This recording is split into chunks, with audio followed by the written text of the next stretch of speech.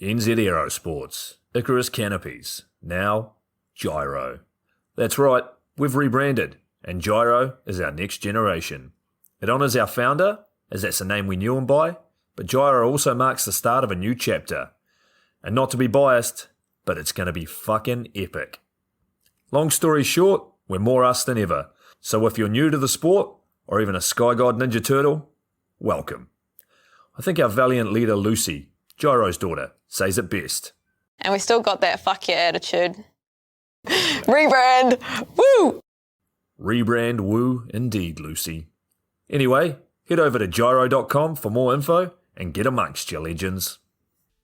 I was 19, broke, unemployed, and sold my girlfriend's canopy for drug money. So I thought I better sew her a new one. What a sentence, and what a story. This describes the humble yet outrageous beginnings of NZ Aerosports, the home of Icarus Canopies, in the words of our founder himself. From getting a paratrooper toy from his mom, watching parachutes at the DZ as a 6-year-old, jumping off the wharf with a parachute made from bed sheets, doing his first jump at 16, sewing his first canopy on a borrowed machine at 19, and starting to sell parachutes out of a garage in 1986, Paul Gyro Martin had an undying love for the sky. Our company started with one man with the wildest of spirits and a true blue sky dream, a renegade. In the time that Gyro created and ran the Icarus Canopies brand until he passed away in 2017, he pushed everything he had to its limits. We miss him, and we always will. Gyro is the next generation of NZ Aerosports. It honors our founder, of course, because it was the name we all knew him by, but Gyro the rebrand also marks the start of a new chapter, our next jump. Gyro is the space between sound and silence, art and science, chaos and calm. Gyro is a state of epic tranquility that transcends understanding. That moment, in the door, in free fall, mid-swoop, where nothing but the present exists. A perfect balance of euphoria and thrill. Gyro captures our passion for flying and our commitment to designing break-the-fucking-rules canopies that deliver pilots pure, wild flight. Coming straight from the cockpit, it's another episode of Lunatic Fringe with the fucking pilot.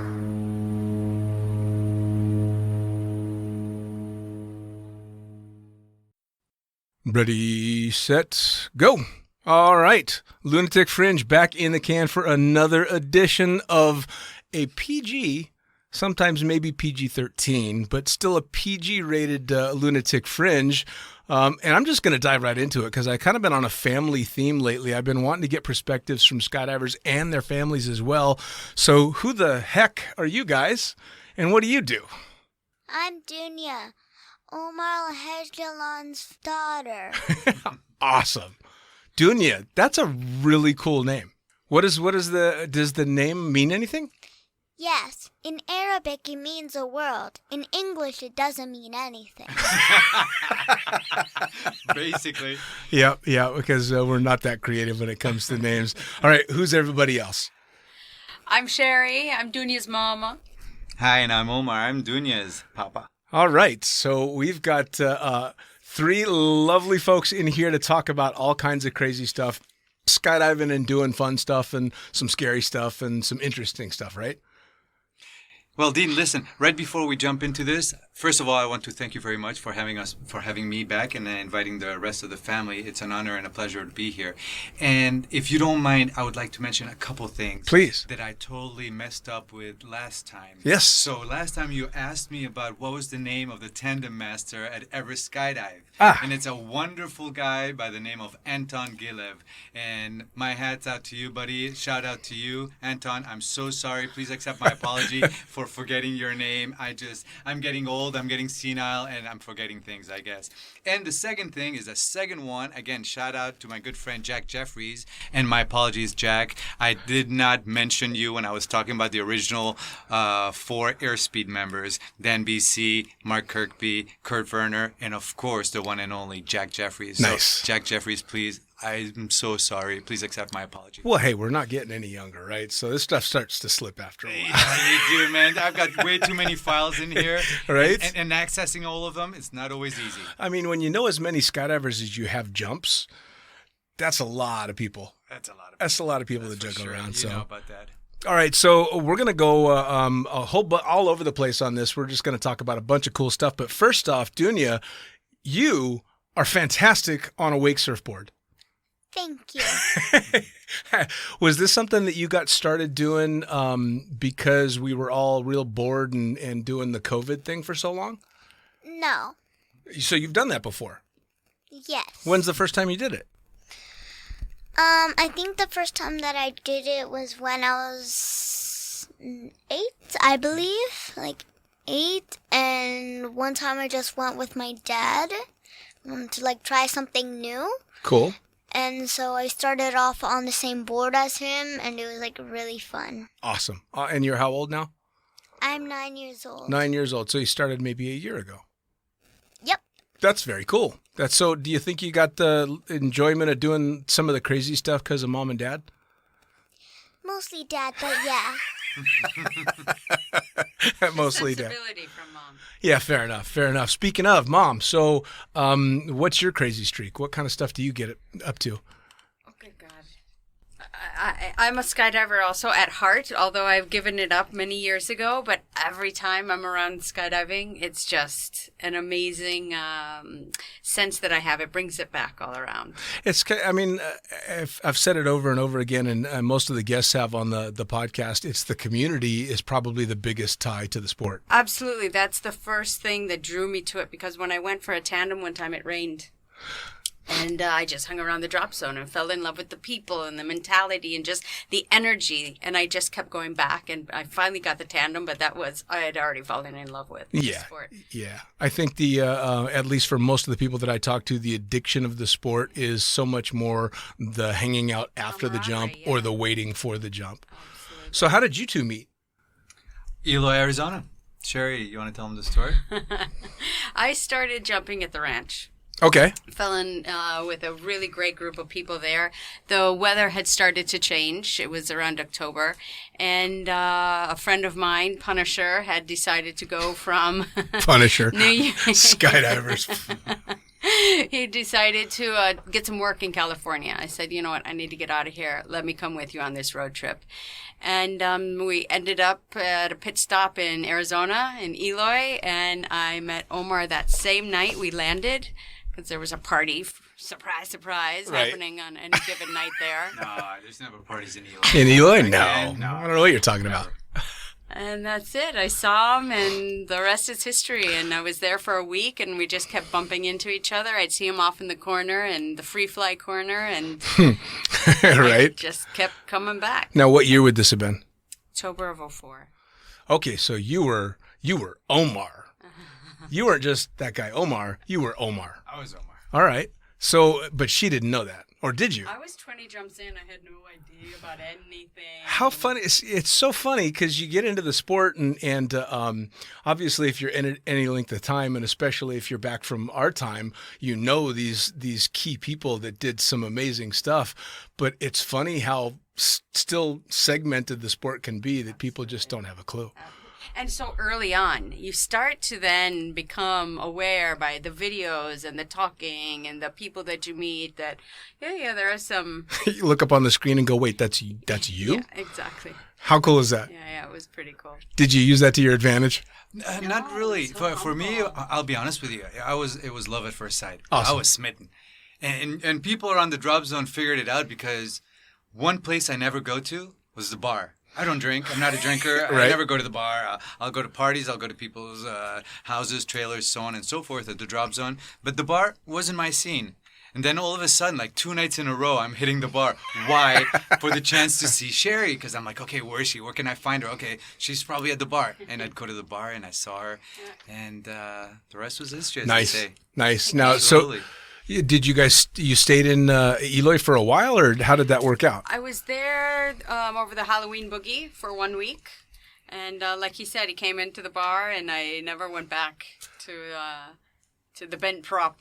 And then I continued on with my travels, but I kept coming back every month. And by February of 2005, I was living in Arizona. Oh, wow. So now you were a relatively new skydiver. Yeah. Most people know where Omar got his start, but you started jumping in the ranch. Yep, in New York. What made you decide you wanted to make the first jump? I'd always heard about skydiving. I never knew you could actually look in the yellow pages to find a skydiving DZ around you. Right. So I just had met somebody who knew some skydivers, Eric and Emma Finn, and they brought me along to their world of fantasy and the drop zone, and that was it. The rest, it called me. Nice. Just kept going back. Nice. And for you kids that are wondering what yellow pages are, is before the Google days, before search, we actually had books. And they were called the Yellow Pages, and whenever you wanted to find something, you flipped through those books. Yep. That's a waste of time. It is a waste of time. Well, but guess what? We didn't have computers back then, so we needed those Yellow Pages. You want to hear Trust something me, even they saved our crazier? time. When you found the phone number you wanted to call, you had to go to the phone that was attached to the wall to make the call. Why was there a phone attached to a wall? Because it had to be wired into the wall, which meant you had to stand up next to the wall to have a phone call. Ew. Why? Because it was a long time ago. That's How many people touched that phone? Exactly. That's a good point. Boy, we live in different worlds, don't we? We live in really different worlds. When I was 9 years No old, big there deal. was no way I would be saying, "Who touched that?" right? Are you kidding? Like, hey, there's a phone. I'm pretty sure I just started doing that a couple years ago. Well, if you're talking about how many people touch that, imagine the payphones in the street that we used to use. What's a payphone?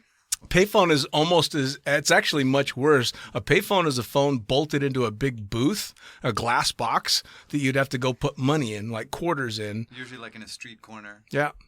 And then stand there with everybody looking at you while you're on the phone that's bolted to the ground. And then you had to have a whole bunch of quarters because depending on how far or where you were calling, you had to keep feeding the machine with quarters. Yeah.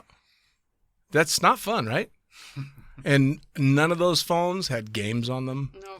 Nothing. No screens. You can make No little screens. music with the Nothing. buttons, tones, but that's about it. I'm old enough to remember when they didn't even have buttons. They had this little dial thing, and you had to Rotary dial. long time ago. Long time ago. Lines were the worst. So, what did the family think when you started skydiving? Yeah, they weren't too much a part of my life at that point. It was just Just kind of doing your thing then. yeah, exactly. All right, cool. Exactly. Cool.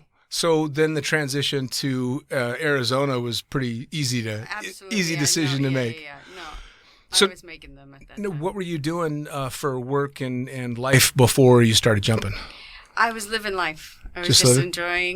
enjoying the moment and kind of rolling with it. Nice. Did you still live with your parents? back No, then? no, I was. Then how did you afford an apartment? That's Life, a good baby. question.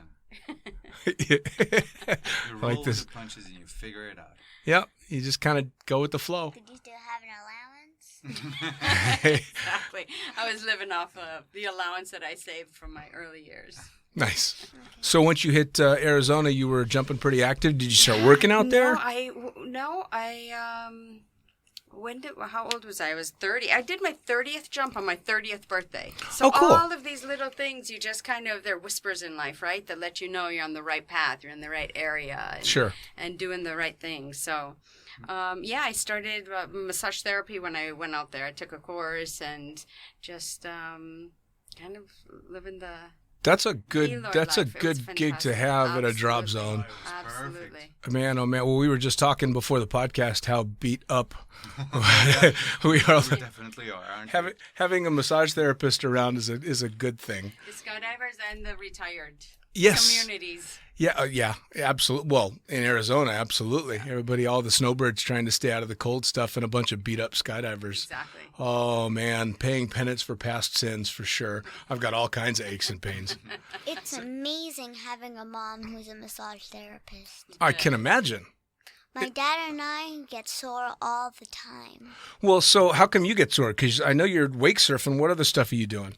I do jujitsu before coronavirus. I also did diving.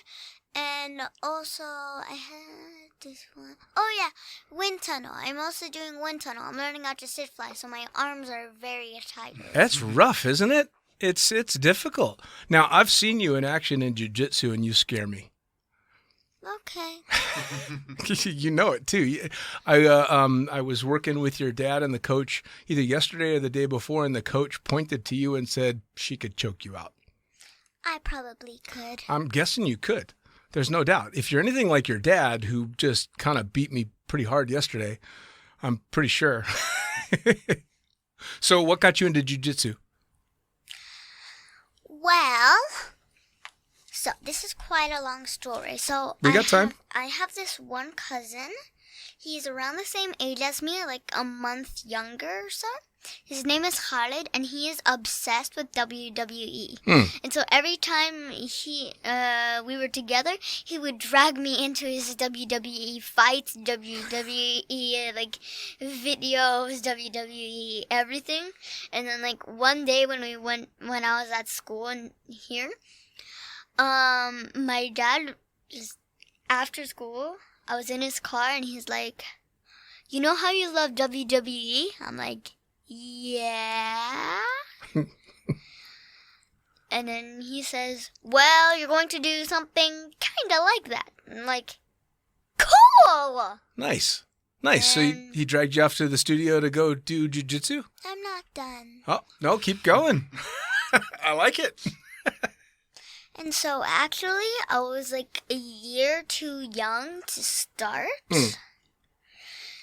I was a year too young to start. I don't remember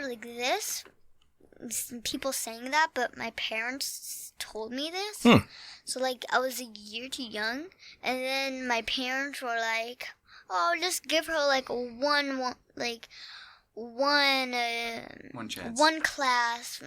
If it's fine with you guys, she'll stay. If it's not, we'll Cool. come a year later." Cool. And then the first thing that a coach told me to do was push this girl down. Push this girl down. I don't wanna push this girl down. Why? That's mean. It's mean. Why? Turned I out to be a lot of fun, didn't then it? I just ended up giving her a little nudge on Yeah. the shoulder, Well, I've seen you rolling now, and you're not giving little nudges anymore. You just needed a I'm little sure permission. not. Yeah. You're definitely not having to be told to push someone down. I've watched you. Yep. Well, let me tell you, Dean. I have this philosophy about parenting, and it's very simple. It's open as many doors as possible for your children, but let them decide which ones to walk through. Sure. And so I've tried, and with Cheri, we've tried to basically open as many doors in different activities and see which ones she likes. Sure. And so I was having lunch with a friend of mine, and I'm like, you know what? My daughter, she's now of a certain age, and I'm thinking that it's good for her to have some sort of self-defense. What do you think would be better? Karate, kung fu, this, that, and the other. They're like, you know what? Jiu-jitsu. And I'm like, why jiu-jitsu? And they explained the simple fact that, you can learn how to kick and punch, but 9 out of 10 times someone's going to put you in a bear hug or put you on the ground. And what good is learning how to punch and kick going to do? Sure. And so jiu-jitsu came along, and it's such a wonderful, gentle art to a certain extent because you're never kicking, you're never punching, you're never giving a knee or an elbow, but you're putting Actually, you can put a knee, and it's called knee on belly. So you can put a knee. Okay, but you're not hitting them hard with a knee. Just saying. And you just basically tell the person, okay, listen, stop, or I'm going to have to submit you. Stop, or I'm going to have to choke you out. So it's a defensive martial art. Sure. And so we started her on it, and she loved it. and she's been doing quite a few competitions and doing really well. She's actually gone in competitions in Ireland and Italy and Abu Dhabi. Nice. I watched a video last night, as a matter of fact. It just randomly came up, and it was a 70-year-old guy walking through a parking lot that got mugged, but he was a jiu-jitsu practitioner, and he choked the guy out and got up and walked away. Isn't that brilliant? Pretty amazing. Pretty amazing. Brilliant. Now, how did you get started in it? Well, I was dropping Dunia off every time, and instead, while I was there and I was watching, and I'm like, okay, that's pretty cool. I'd have a coffee or what have you. And then I'm like, this is stupid. Why am I just here just watching? Let me get into it.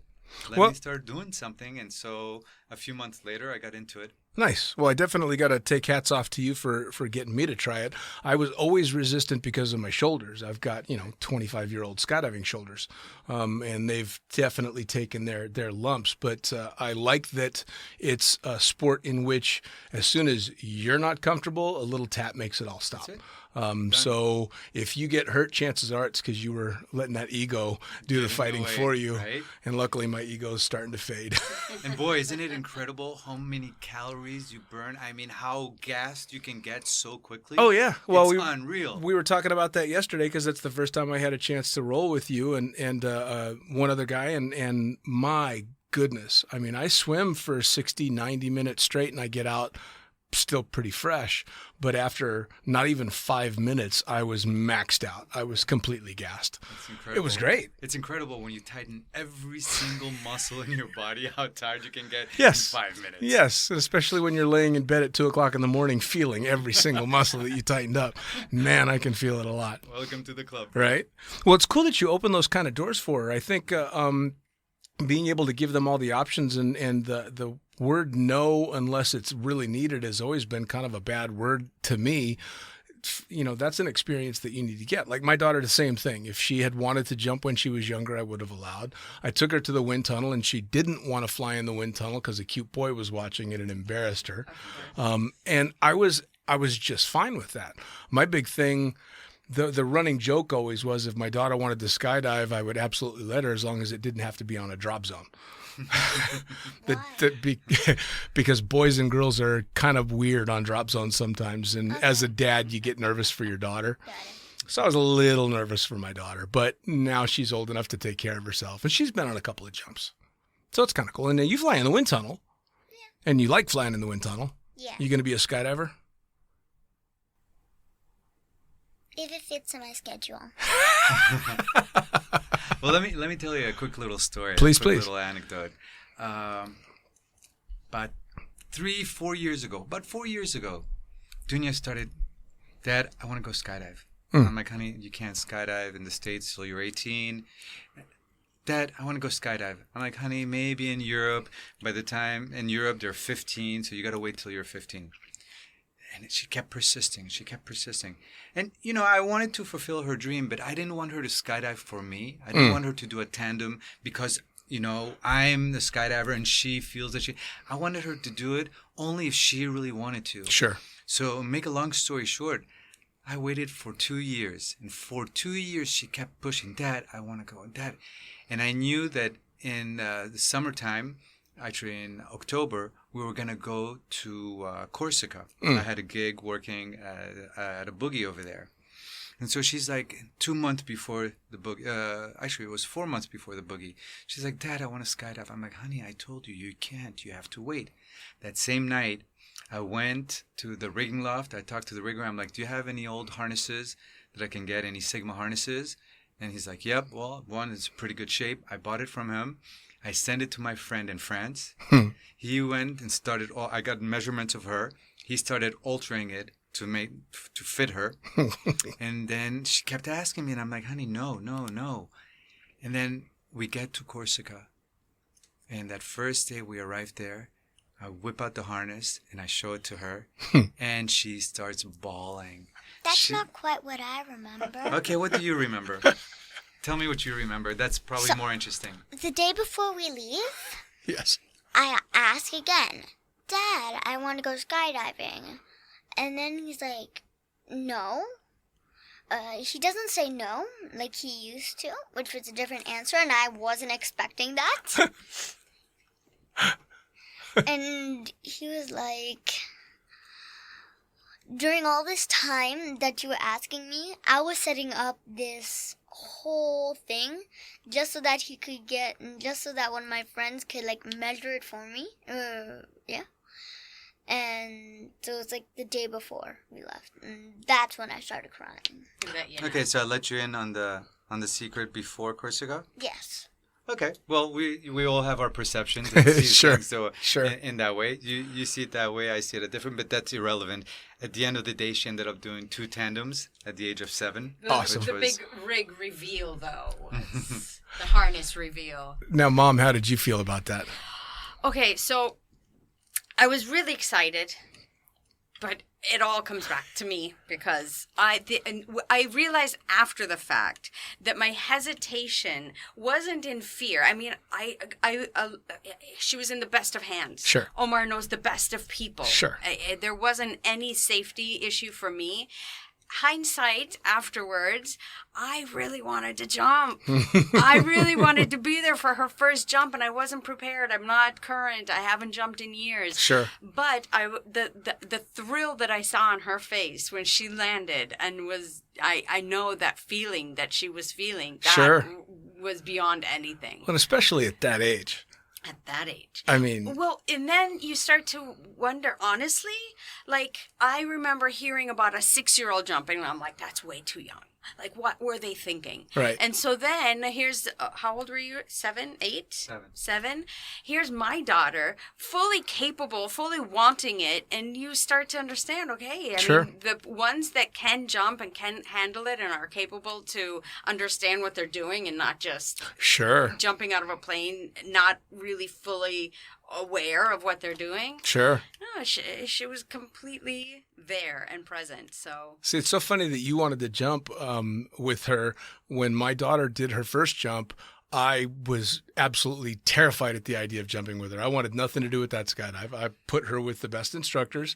I made sure she got the tall, handsome Italian guy and a great camera flyer that I knew was going to take really good care of her. And then I stayed in the plane and stayed out of her good time because I would have been a mess. In free fall, I just wouldn't have been having fun. I would have been worried. I would have been watching every move the instructor made instead of just letting her have fun. and for you to not, you wouldn't have had fun. No, either. I wouldn't have had any fun. And then she would have just had Dad zooming around there. And I'm like, And the no. energy of you, like, Yeah, exactly. And I wanted her to have this fun time where she'd get to kind of flirt with the cute tandem instructor, the whole experience. You know, I wanted her to have all of that. And so I wanted to stay away from that. And I gave her that as well.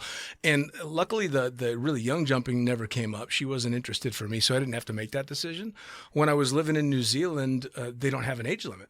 And we had a family come out that had 3 kids. The youngest, I believe, was 7. And then a boy was 7, and then a sister was, I want to say 9, and then an 11-year-old brother. The 7-year-old goes first, and it's clear this kid would rather just be sitting in the dirt playing with Hot Wheels. He had no interest whatsoever, didn't say anything, didn't do anything, but the dad was insistent. And I took the smallest, youngest person I've ever taken in a standard harness, and so I'm pull-up cords tied everywhere, and I'm a nervous wreck. I throw the drogue and my arms are wrapped around the kid for the entire skydive, you know. Luckily, there was no video. So I just hung on. And it worked out, of course, perfectly. And I landed him. And he, again, he might as well have just been in the dirt. I don't think he noticed what happened. But the girl was a basket case, and her dad insisted that she go. And I'm under canopy going, What a nightmare. Here's some permanent damage. This girl's going to be terrified of flying her entire life. And so I think it's amazing that you guys, A, decided to let her jump, and B, made her ask so many times and waited so long because you knew by then, this is something I want to do, which is cool. Exactly. So what made you decide you wanted to jump so bad? Is it because Dad jumped and you just kind of knew it looked fun? I think it just, I don't know, maybe unconsciously, like I really want to do what my dad does, and also I watched a lot of TV and I wanted to know what it would be like to fly. Cool. Now, how much do you know about your dad and his skydiving? You know he does a lot of jumping, right? Yeah. And he's got some cool friends and stuff like that. Yeah. Yeah. So you know how I know your dad? Jumping? From jumping, yeah. But when I started skydiving in 1996, like a long, long time ago, I was learning how to skydive watching videos of your dad doing stuff that was unbelievable. Unbelievable. And I'm sure you've seen all the videos now. Just incredible stuff. He was the one everybody was trying to copy. Him and just a very few guys were out there doing such amazing stuff that everybody had hero worship. And then I meet him, and he's just this cool guy. So you're lucky. I have a question. Like, you from watching all those... Wait, you watched the videos, right? Yeah, I watched all kinds of videos. What were you expecting him to, like, be like Well, if you finally met him? There were a few people in the sport, and I'll keep names to myself, that were around the same time, and your dad knows some of these guys very well, that were incredible in the sky, but when they got on the ground, they thought they were just as incredible on the ground as they were in the air. And you know that type, right?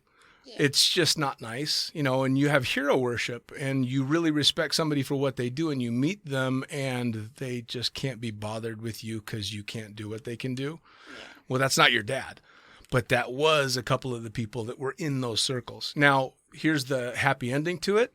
Those people that I'm thinking of have turned out to be amazing people. That's good. Yeah, they grew up and they kind of got over the ego that they had going on and realized that just because they're really good in the sky doesn't mean they're better than everybody else. Maturity. Yeah, a little bit of maturity there, absolutely. And they turned out to be incredible people as well, and a couple of them I called friends as well. But it's a nice twist when that happens, but it's also nice when it's not that way. So how was it for you? Because, again, since we're talking about those days, when you were running in those circles, again, without names, you know who the people that I'm talking about. Did that rub you the wrong way when you'd see stuff like that?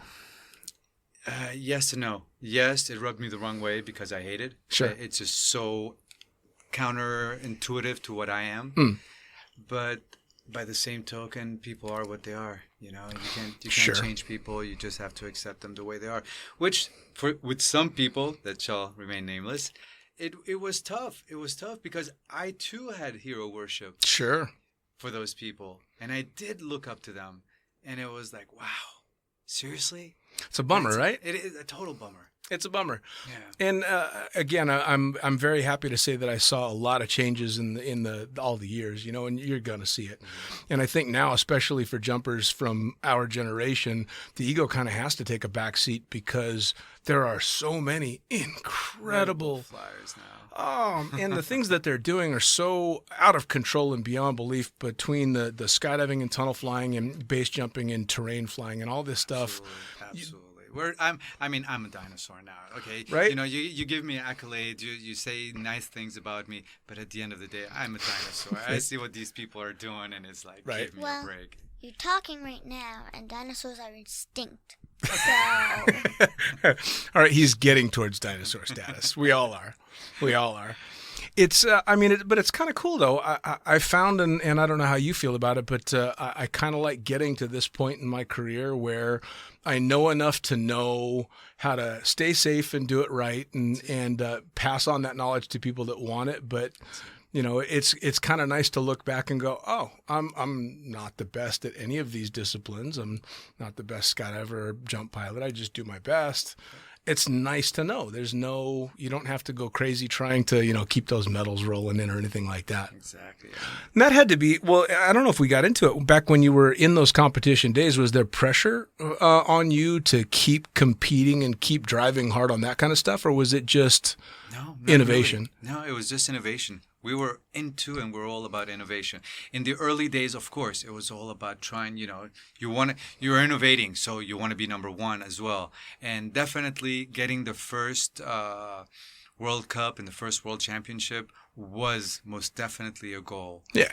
First competition, second place, third competition, third place, and then finally the fourth and fifth were both first place. And so that was very important for me. But then after that was it. I was happy. I wasn't all about having to come. Yes, USPA and so on wanted they're kind of leaning towards wanting more medals, obviously. Sure. But at the end of the day, I was just happy competing and going, and especially when I teamed up with Greg Gasson. It was all about fun. It was all about art and Sure. creating beauty and creating fun times and amazing jumps and incredible visuals. To this day, Greg will tell you in his eyes and in mine as well, the best jump that we ever did in competition, where we showcased our abilities the best, was probably one of the worst scoring jumps from the judges. Isn't that funny? But it was okay. We didn't care. Yeah. We saw the scores. We were like, yeah, so what? We know what we did, and we loved it, and we were happy. And that's the coolest part about it. That's the coolest part about it. So now, how you've been watching this guy jumping forever. You were watching the rock star days and watching him transition to bouncing all over the world and doing cool stuff all over the place. Do you get that itch to jump again? You know, I do. And then the reality sets in that skydiving served its purpose for me. It was the right time, the right place. It led me to this amazing life that I have now. And I was such a nervous jumper anyway. I mean, honestly, the whole plane ride up was a nightmare. And then you jump and you're, oh, yeah, that's what this is about. But I'm okay. I'm a skydiver at heart, like Sure. I said. But no, I did that. And I'm so happy that it introduced me to the life. Sure. I was a nervous jumper for a long, long time as well. And I started working in the sport so early that I had to mix being a nervous wreck with doing the job as well. And it's, You do it anyway. oh yeah, yeah, you push through. And I learned a lot of valuable lessons about myself and about other people when you put yourself in a position where you got to do this, and You're jumping out of an airplane. Oh, yeah. I mean, that's nuts. That's beyond. I got my tandem rating of fighting tooth and nail not to get it. Did not want it, hated it for the first 100 jumps. And for the first 100 jumps, I guarantee I was more nervous than my students. Yeah. On every single one of them. There's so much more responsibility. Oh, yeah. Well, and you feel like such a fraud when you're the guy that's got the rig on your back taking You're care of supposed to somebody going, I'm clearly freaking out more than this guy is. And you feel like a fraud. People ask me, are you a tandem instructor? No, I'm just trying to get myself down safe Yep, and sound. Thank yep, you very yep. much. I have no desire to take that extra step. To- Yeah, well, and the whole being a tandem instructor, the whole saying "fake it till you make it's not a great way to go. And I had the ability to do it, but So now you said you might want to be a skydiver if it doesn't interfere with your schedule. So what else is going to be on that schedule?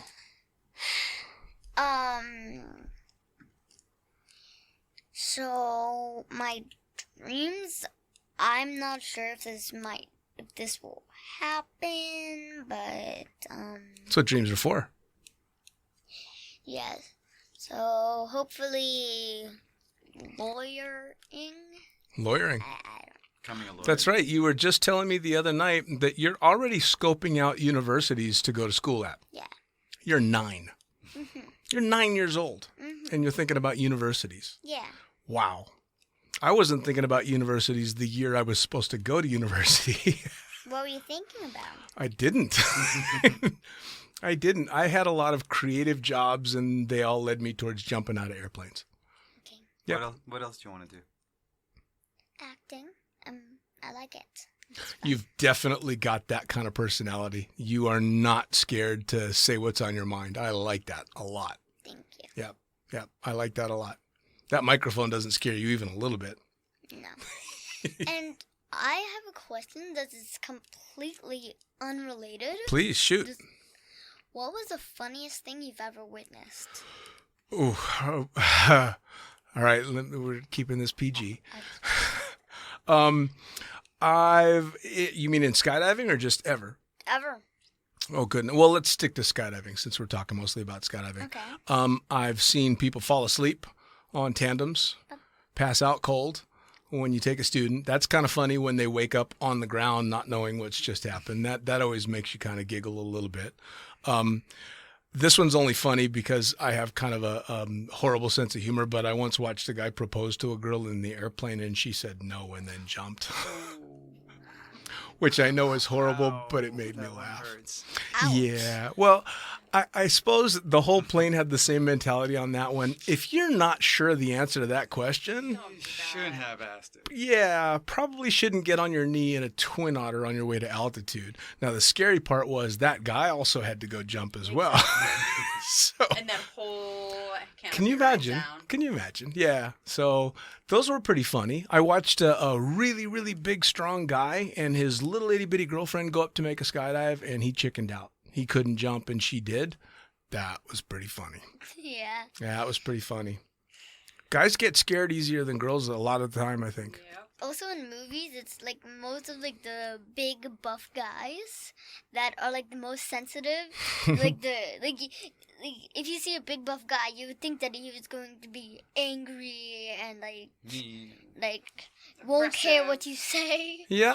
No, sometimes they're like that, but I think you're right. It's the big guys Mostly that always. in the movies. No, so it happens a lot in real life too. When I used to do tandems in Las Vegas, we'd get big buff guys would come out to jump all the time, and they would pretend to be really tough until they got on the airplane, and then they'd get really scared.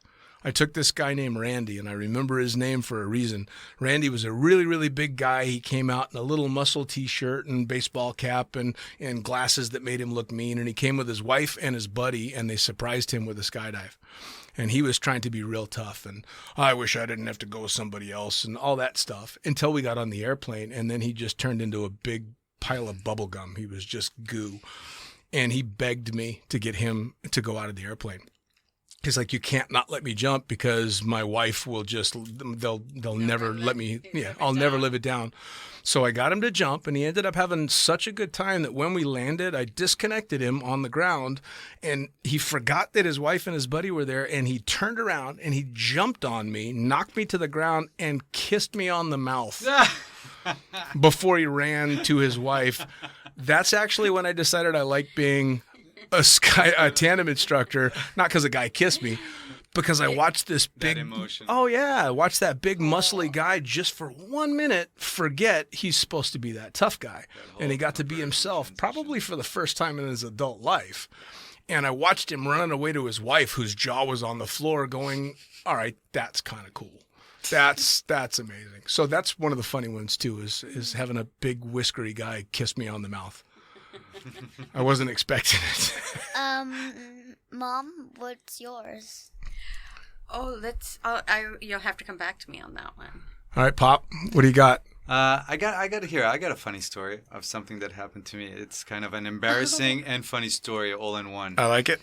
So we had just flown in to Cairo to do the jumps over the pyramids. Incredible venue, incredible place. Getting to jump over one of the wonderful wonders of the world. Sure. Amazing. So we're at the hotel room. We're getting ready to go to sleep. I set my alarm clock because I had to wake up pretty early. And we all go to sleep, the three of us, Cheri, Dunia, and myself. Alarm goes off. I switch it off. I get up, try to be quiet, go to the bathroom, and jump in the shower. About 2 minutes into the shower, I wake up. I'm wondering, what is he doing? It's 3 o'clock in the morning. He's in the shower. What is he doing? Is he okay? And then I start to worry. So I go into the bathroom, babe. What are you doing? So actually she comes screaming to that, "What are you doing?" Babe, and I'm like, what are you doing? And I'm like, "I'm getting ready to go jump." She goes, "It's 3 o'clock in the morning."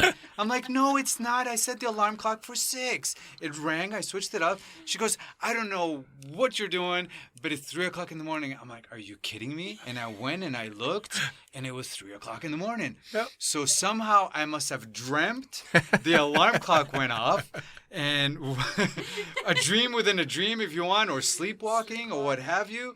I just got up, I went and started taking the shower. You were ready to jump the pyramids. I was excited and I was ready to go. I mean, talk about what a dope. I'm telling you. Bed all wet. Yeah.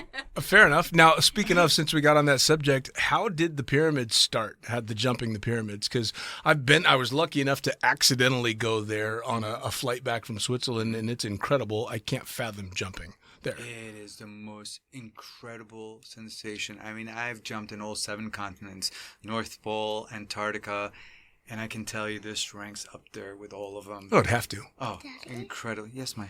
The North Pole isn't a continent. Oh, yeah, you're right. It's not a continent. I was just saying I've jumped to 7 continents, North Pole, and Antarctica. Antarctica is a continent. He's jumped some very cool spots. And it's incredible. I mean, the energy of that place. And we've all seen it from the ground. We've a lot of us have been lucky enough to see it from inside. We've all seen it on documentaries and National Geographic and so on.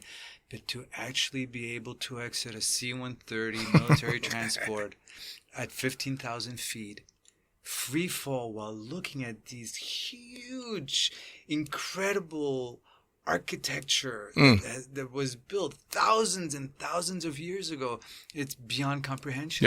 Yep. And I can talk for half an hour and I can use every adjective in the world and it doesn't even come close. It's like, when you first try to explain to someone what skydiving is all about. Sure. And you're like, look, there's no words. You just have to try it and then you tell me. Yep. It's the same. When I only got a small taste, I was lucky enough that when I was flying to Switzerland, the air traffic controller routed us right over the top of the Giza pyramids. And I think we were at about 10,000 feet. So you can see everything in the whole layout. And you can make out the Sphinx and the How pyramids. they were lined up. Oh, yeah. Perfectly. No, it's absolutely incredible. And so to be able to even just look down from there, but I can't imagine the unobstructed view, not looking through a scrubby Twin Otter window. And not only that, so here you are flying, you're in free fall, you're looking at them, then you open your parachute, and you can swoop them because we're landing right in between the two. They laid out these carpets, and we're literally landing 100 meters from the pyramids. Oh, yeah. It's just unbelievable. That's incredible. We're, hashtag blessed. Well, that's one of the cool things about, so you go to any places like that in the States that are historical monuments and you can't get within 50 feet of these things. Yep. But the pyramids or going to Petra in Jordan, these places you can still go right up and touch the stone that was carved. It's incredible. Yeah, it's unreal. So what did you think of the pyramids? They were cool. I didn't get the chance to look at them from above, like my dad. But yeah, and actually, I just remember them now. So it was really hot outside, and my mom and I were waiting for my dad to land. So we went back into the bus to play a card game every once in a while. We look out the window. Is he coming? No. Continue. And then one time, look. He landed. You missed it. And not just that, but that one time, the one time that we missed it, he made an effort to land on the carpet. Oh, and you missed it for a card game. Oh, well. It was a good Uno And game. to miss the heat. It happens. Don't forget the heat. It happens. So now you've been at the base of those pyramids. How do you think they made those things?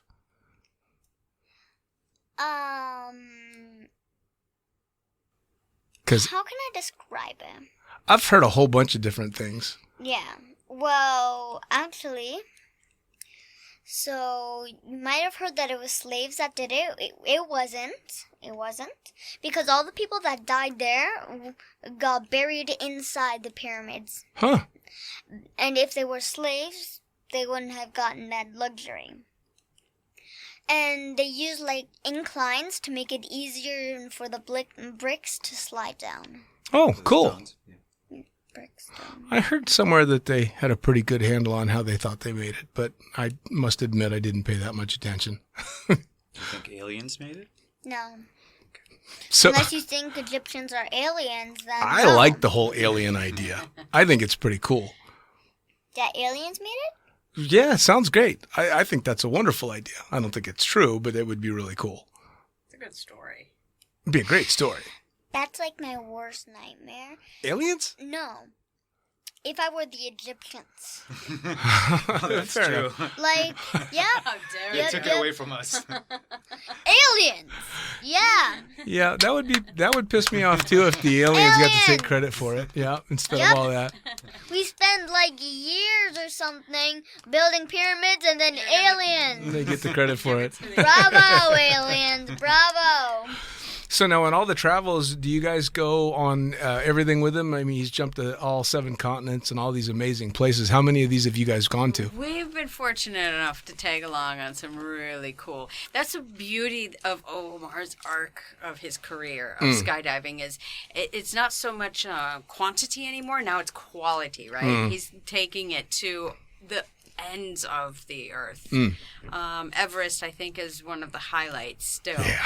I mean, we went 2 times, Omar and I together, and this past year we took Dunia. That was the dream that we'd been looking forward to. So that was really cool to have her along on the canopy in the mountains. Oh, yeah. Experience. Egypt, we went to Corsica, like you mentioned. Where else, Dunia? So I was just going to say something about Nepal. Yeah. So at first my mom was really excited about me being able to go there. But then when I was actually there, her mother instincts started kicking in. I mean, What are we you're doing? on a mountain. Like, Yep. It's Imagine, you've been there. Oh, I've been there. You know And- what that hike is like. Oh, we yeah. were very lucky because we had a doctor and a nurse Absolutely. with us. Were you just jogging up that mountain? How did you feel when you were Yeah, going? actually, I was literally jogging. So up you there would have with been the one of the little doctor. kids that ran past me, making me go Absolutely. grumbling because I'm struggling. Imagine And also- up the Namche steps. Oh man, And skipping. And I was there with Doc Ryan. how was it? How was it for you? Did you go to base camp? No, we didn't go to base camp. We went as far as the Sorry, it's Namche Namche? zone, yeah. That's Namche still- above Sambuche. Yeah. I mean, Namche is no joke. Just getting there is right? something else. Absolutely. It really is. Yeah. Now, is getting to base camp something you'd like to do? Nah. I'm like the wind. I can go. I cannot go. It's whatever. I don't really have desires to do and go anywhere. Nice. Yeah. So now, how do you feel about some of the places he's jumping are untouched places? Jumping something like Crazy. Everest or and him making it happen. Like, Yeah. He has a dream. He has a goal. He wants to do something. And what he does to make that actually come to light is Sure. inspiring. It's really cool to see. Now for jumps like Antarctica and stuff, there's a definite extra chunk of risk there. Does the worrying mom kick in? No, I'm not his mom, right? Sure. I'm his wife that just admires his desire to go do these things, and I will never ever stand in his way. I will always support his. Well, it wouldn't work between you. I mean, you guys have been together for a long time now. That would not happen if you were going to be the type that stood in his No, way. Why would I ever hold him back? I mean, this is how I met him, and I just want him to just succeed and continue on his path of greatness. But actually, I want to take it to the next step, which is to thank them. Because if it wasn't for them, I wouldn't have been able to do all the things that I do. Not only am I lucky enough to be able to come up with these dreams and then to realize my dreams, but then I have the support and the love of Cheri and Dunia that stand behind me. They know sometimes I'm going to be gone for a week, 2 weeks, a month. And yet you never hear anything but go. Awesome. Make it happen. Do it. We're behind you. We stand with you.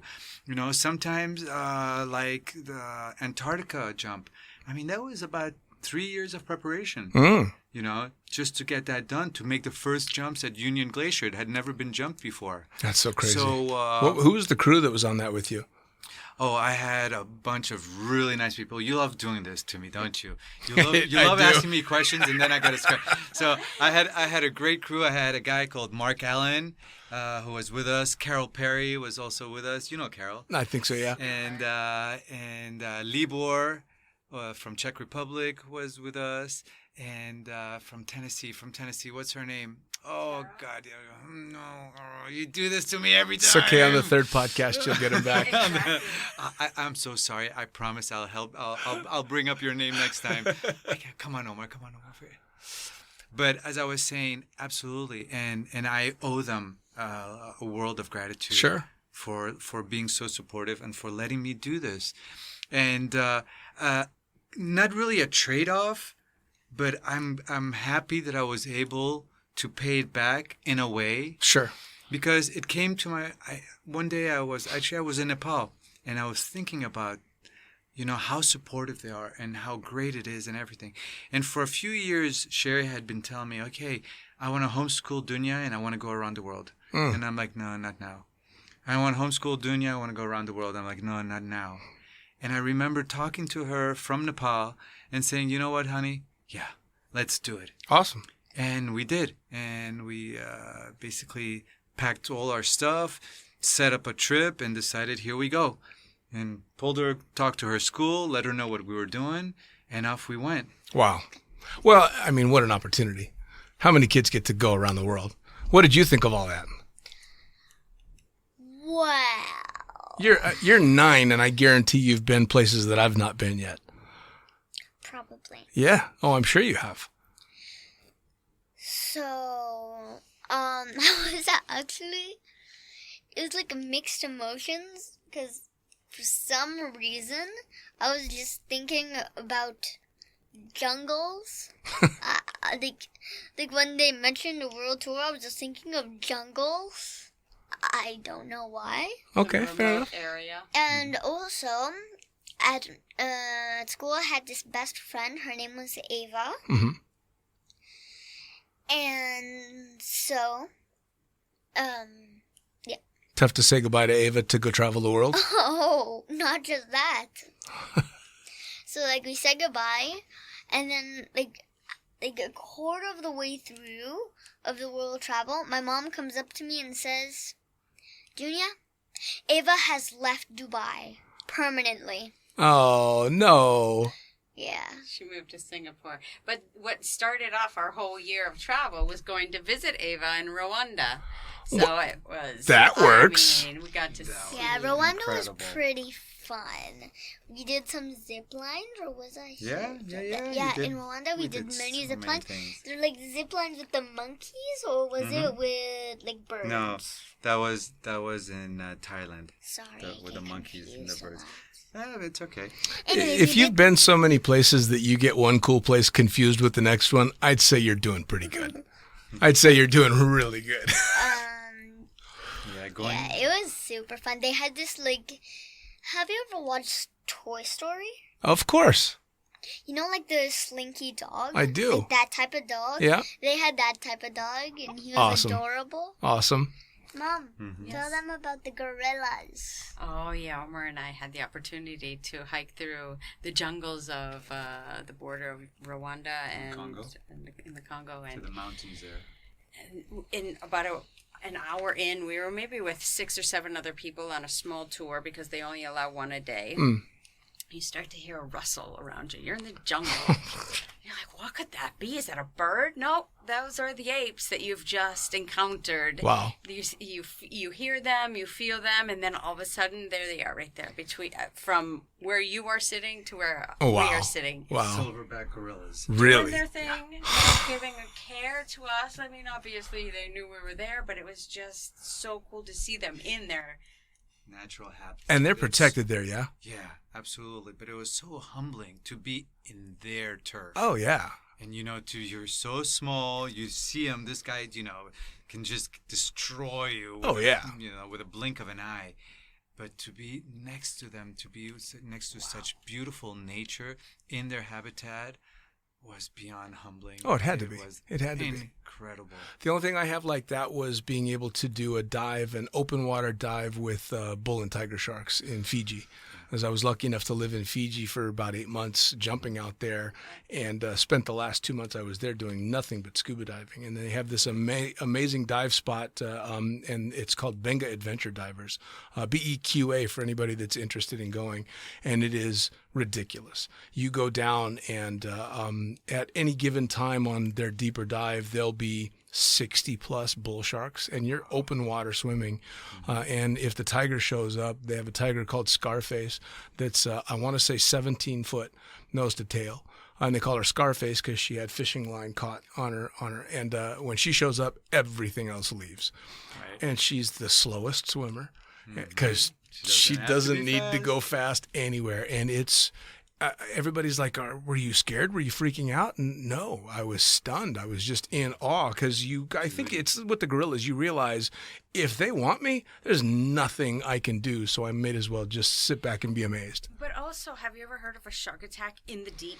No. It's always at the surface. Oh yeah, although I Come did just watch a comedian that said a great bit about shark attacks, and he was saying something about it was a heavy year for shark attacks, and someone says, yeah, all the shark attacks happen in shallow water at the shore, and the guy's like, yes, that's because that's where the people are, in shallow water. Fair enough. He's like, 90% of shark attacks happen on the shore. That's where the people are. And seals, too. So come on. Give them some credit. Yep. They are after the people. I did the swim from, every year they have the Escape from Alcatraz triathlon, where you swim from Alcatraz Island to mainland in San Francisco. And they warn you about the current, the cold water, and the seals, but they don't warn you about the fact that Northern California is a great place to find great whites. Yep. Ooh, that's a nervous swim right there. Yeah. Oh, and also, I read this somewhere. It's the sharks don't really mean to eat the humans. It's just because they're used to eating seals, and they don't have like the great eyesight as we do, and also because underwater it's harder to see things. Sure. Yep, they come up to take a nibble and taste, And they think that we are like the seals. Yep. Well, you put some silly guy like me in a black wetsuit and go do a great impression of a seal, chances are, yeah, I'm asking for a little bit of trouble. Tasty.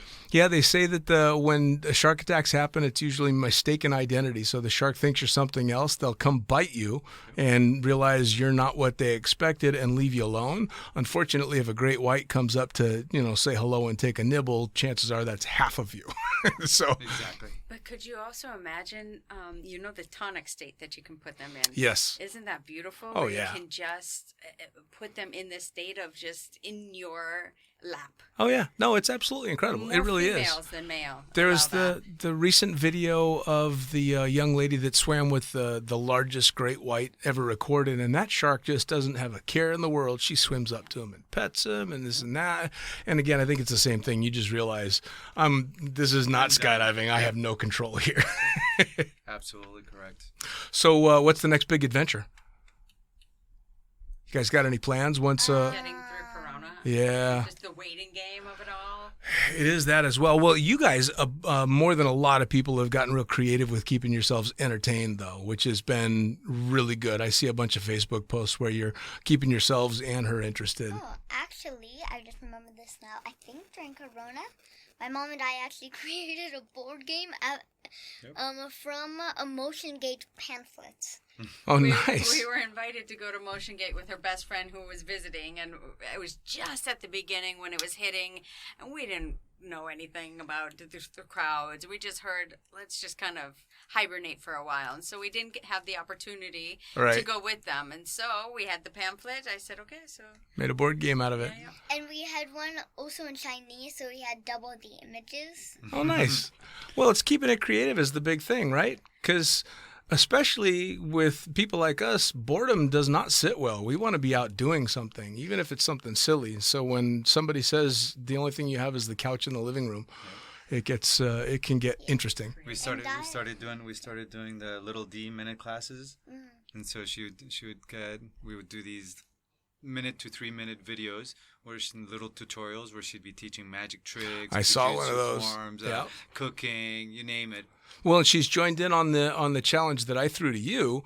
For anybody that hasn't seen you on Facebook, doing the 25 push-ups a day for 25 days for PTSD and stress and anxiety, which I think is a great cause. In fact, you'll find this interesting. I got a great message from someone who had seen me doing the challenge, and I won't mention names, but she had said that her son, who I think is 14 or 15 years old, deals with major anxiety and has a lot of problems that way. And saw the videos and kind of got inspired to talk about the fact that he deals with that, which is huge. I mean, if me doing something silly like a bunch of push-ups can get some kid to go, hey, maybe I should talk about this, it's a big deal. And so to see you two and Dunia, come on, really? You doing push-ups and clapping your dad's hand in between push-ups? Yeah. Man, you're like sometimes, like during the day, just randomly at random moments, my dad's like, "What cool way can we do push-ups now?" It's awesome. Try to It's figure out good. a new way to keep it exciting. Yeah, you got to keep it interesting, right? With a look like, what way? What way? No, I just like the fact that you joined in on it. You're going to be a little rock star. And honestly, people might think otherwise, but it's all her. It's not that I say, oh, okay, come on, Dunia, you have to do these with Sure. me. She just pops up and it's like, okay, I'll join you. Oh, yeah. The first time actually, but then I realized, oh, this is kind of fun. Yeah. Well, again, I've seen you do jiu-jitsu. I don't think you're going to be too nervous about anything like that. You're going to be just fine. So as we start tapering off towards the end, I want to know, as a skydiver that's retired and still an active skydiver and a young daredevil, she says lawyer and talks about university and all that kind of stuff down the road. But what if she hits that ripe old age of, 15, 16, 17 years old and goes, you know something? I want to go fly nylon. That's it. This is my calling. What does that mean? If you want to just go be a skydiver. Is there part of you that's going to wince a little bit, or is it going to be choose your own path and love your life? Choose your own path and love them. Man, hats off to you guys. You know, for me, as long as she's healthy and happy, that's all I care about. You know, I'll tell you what, and I'm sure you'll both agree, the current condition, not just in the U.S., but all around the world, really, I think, is making people reevaluate what's important and what's happy, you know, what happiness means. And it's so much more important than a fat bank account or a fancy car. Bringing it back to basics. Yeah, you know, I mean, don't get me wrong. I like driving a nice car and I like living in a nice place, but I've had just as much, if not more fun, living in a 17-foot pop-up trailer, on the side of a drop zone. Yeah, so that's very cool. But there's a lot of parents, even skydiving parents, are like, yeah, I don't care if my kid decides to jump, but I wouldn't want them to adopt the lifestyle. But I don't think that I think the lifestyle is a lot more appealing, just in a good for your head kind of way. And also maybe it's part of her journey. It'll lead her to something great, as it has led most of us. And I have a really funny story. Please. Nothing to do with this. I just thought of it. Just fire. I want to hear Is it. that fine? Yeah, I want to hear it. Perfect. This is a bonfire. Yeah. So, you wake up one morning, and it's the day before my mom's birthday. Okay. Like, the day before my mom's birthday, normal morning, like, my dad and I are acting normal. Good morning, Mom. Okay. What are we having for breakfast? Okay. Can I have cereal instead? So giving her normal mom hard time. And then when we're in the car, she's like, honey, all I would like is just a simple happy birthday. That's all I want. Just A an happy acknowledgement. birthday. I give him the silent treatment all morning, waiting for this. All morning long. I've just been waiting for this happy birthday. It's like you don't even notice. And then I'm like, Mom, your birthday's tomorrow? No. Oh, that is Oh, I was pissed. awesome. I was just waiting. You're not going to forget My family doesn't love me. My husband's No not way. acknowledging. My daughter's not acknowledging. I've been She looking was so forward to excited this about for it. days. And she tells me that your birthday's tomorrow. So imagine the build up the next day was like, okay. Yeah. Well, listen, we got a couple more months left, so not this year, guys. That's funny. That's funny. See, my girlfriend announces a month before and then every day up to the previous week. I don't want to have to announce it. Oh, no, she does all of that and plans her own party because she's like, no one is more excited about my birthday than me, and I know that, so I'm going to take care of it. And I'm the complete opposite. What do you want for your birthday? What do you want to do? And I'm like, I just want to wake up. I just want to live another day. Yeah, Thank you very much. Yeah, I really, at this point, I'm kind of not counting numbers anymore. Not at all. Well, so as we taper things off, we're still kind of in COVID, but we're at least back to jumping a little bit and back to a slightly normal life. But what's the big thing you guys are looking forward to once this is all said and done? Family. Big party, Nice. probably. Nice. Travel and see family. Do you know Nice. what I'd probably do? What's After that? COVID, I would like look back and see all the things that we didn't do them all at once. Like do them all at once. One big list of things, huh? Like, when will I need this? Let's burn it. Yeah.